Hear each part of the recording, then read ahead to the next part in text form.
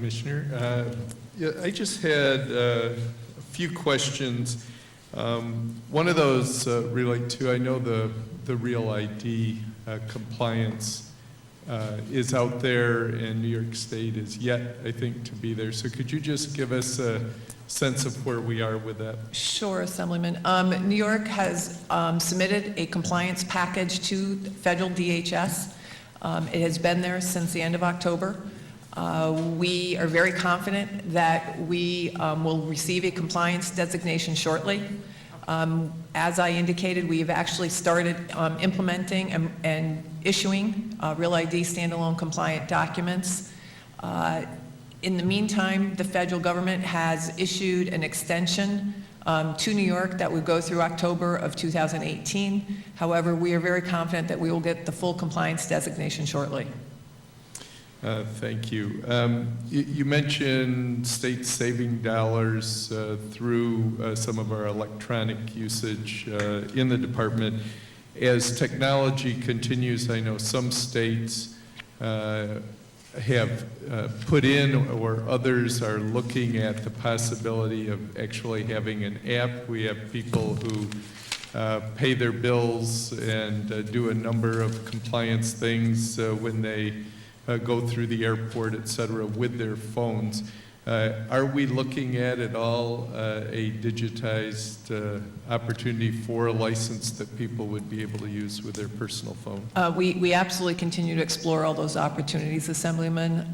In fact, just yesterday, we got another solicitation from a vendor that's looking to do a pilot project. Again, with certain resources available and not having an abundant set of those resources, we do continue to prioritize our IT efforts, but it is certainly something that is on our plate to look at. I'd be happy to discuss. We actually have a legislative proposal along that line, so I'd be happy to discuss that with you at some point.